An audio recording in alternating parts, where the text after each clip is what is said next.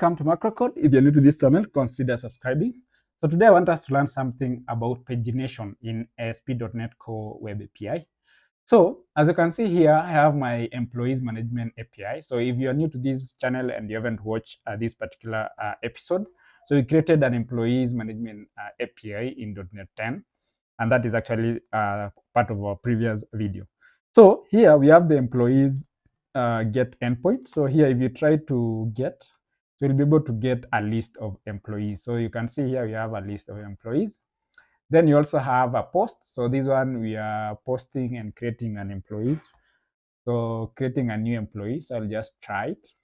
So we'll do here Jack, James, Mwangi at gmail.com. Then here I'll say CEO. Then this is Nairobi. Then this is Nairobi. And this is, I'll just put in some codes here. So then we have the country, this is Kenya, and I can put in some phone numbers. So I'll try to add, so you can see it has created. So this is an ID 30. So I'll try to add another employee. So I'll try to create a list of records so that you're able to demonstrate pagination in this particular episode. So let me try to add some records. I'll try to post more. So these records, we are going to create pagination with them. So if we go to the database and try to select employees, you'll see you have a list of records here, almost 71. So I'll try to, and here also we have the post endpoint. So I can try to create more. So you can do this as well via Postman. So if you want to see how you can test your API via Postman, it's part of our previous episode. So you can also check that. So you notice 90% of you guys are watching our videos and you haven't subscribed. So here we have, so you can see we have now like 91. So let's just do 100 entries. So that should be 100 plus. Sorry, I think that's low. So let me just try to add. Yeah, it should be 100 now. Still not yet. Okay. So that is now almost 100 records. Okay. So we have 100 records. So for the API now, we have the get by an ID. So if you try here to put like 978, you will get the 78 entry. So here we are supplying the ID of the employee. Then you also have put here. This is updating, and delete. This is deletion. So you might want to filter instead of pulling all this. So you can see on our employee, we have this list of, so if we try here, it will give us all the 100 entries. But in case you are dealing with a very huge amount of data, you might want to paginate this so that you can retrieve maybe even 10 records instead of getting the entire 100. So pagination is a technique to divide the large list of items into multiple pages, and it is actually used to improve performance of the application by reducing the amount of datasets that is sent to the client. So what I want us to do today is I want us to demonstrate how you can do pagination. I'll just go to our API. So I'll stop this. Then here, I'll create a folder called, let's call this, I think we already have it. So let's reuse the models folder. So this model folder, I want us to create a new item, a class, and we can call this paginated list. So I'll call this paginated list, and this is our list. So this one, it will inherit an object. So this is here. Then we can have, we can say here public. So I think it has even sensed what we want. So we have items, we have page index, then we have total pages. So you can also add previous pages. So I'll just try to add this. So as previous page, so this page index, and as next page. Then you have the list items. You can say, you can do here page index, then page size. Then here we'll do items, then page index, then total pages, we'll just do here page size. Let's just do here page size. Is that I think we had we have this. It has already created. So this is okay. So you can see this is paginated list, and we have this. Now we can also create our API response. So I'll just create another model for our API response. So here you can see this is our response, and we can add various messages. So you can see we have the success message, data, and you also have this object, and this will be success, message, and data. Then now we have our application. So we have our controller, we have our employees controller. So on our employees controller, we can now here, when you are returning the list of records, so we can indicate the page size that we want. Here I'll just do int. So you can do, instead of that, I can create a view model. So let's create a view model, and we can call these view models. So that's another folder. Then I'll also create a class called, you can say data query. So here, then I'll do this. We have the page number and page size. Then this is a search item. So we can always have that as null. Then in our employees here, we can have this as, so we can always do here data query. Then you can say VM. Then you can say a variable all employees equals to, so we get this. Then we can do here our, after we've done that, we can say here order. We can say this order by ID.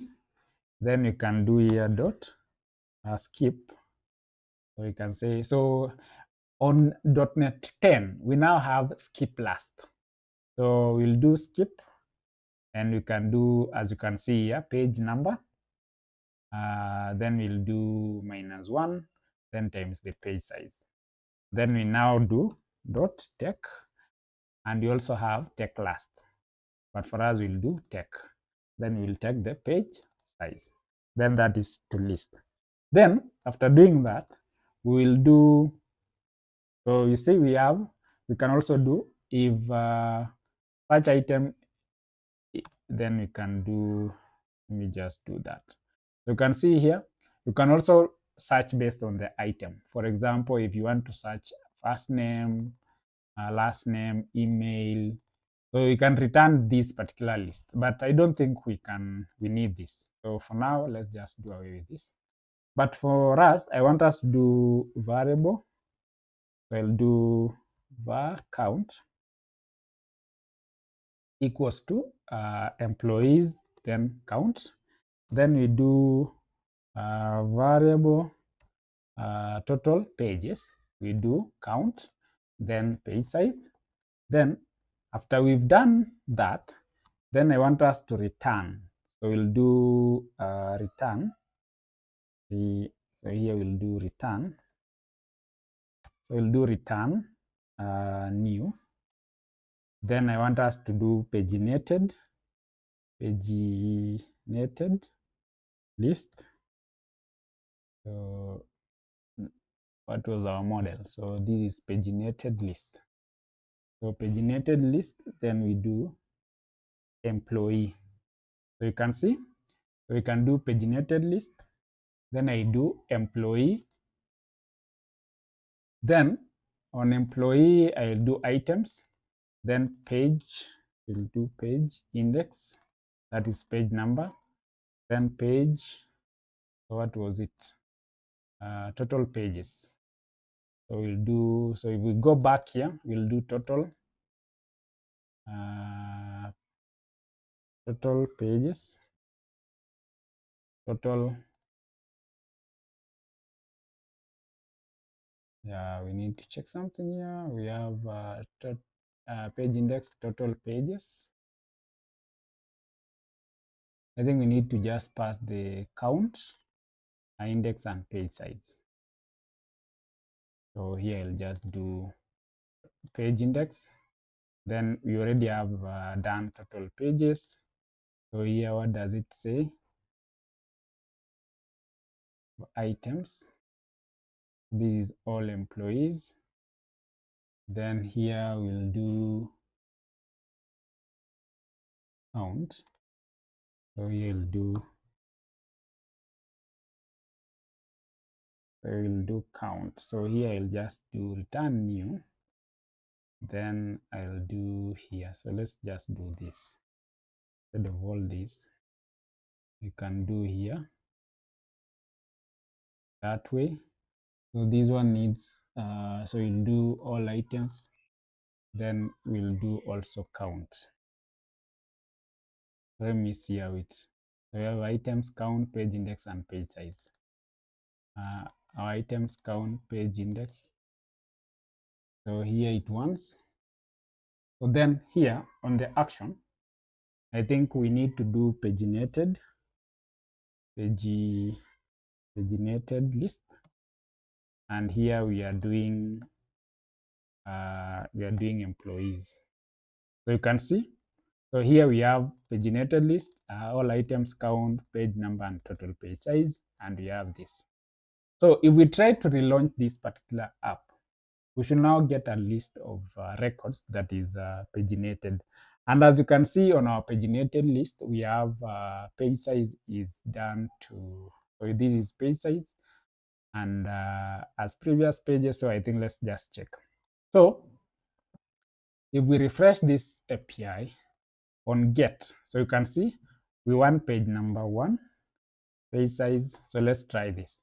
We want page number 1 and we want 20 or 30 items. So if we execute, so we'll see, so this is telling us, it's telling us fail to execute fetch window request, get method cannot have body. So if we try to do this and say here, so let's try to get to the breakpoint here. Let's put a breakpoint. So if we execute this,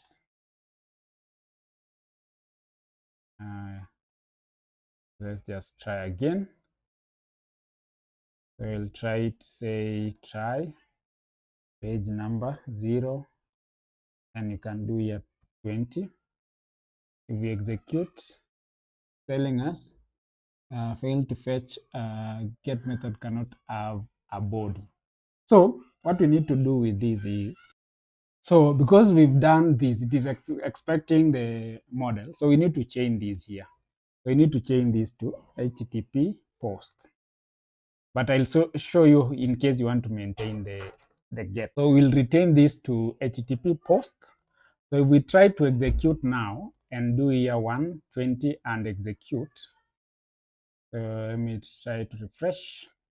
Then here we do 1 and here we do 20. So if we execute this, so it's telling me, so here, so this should be post. Let me just stop this and restart.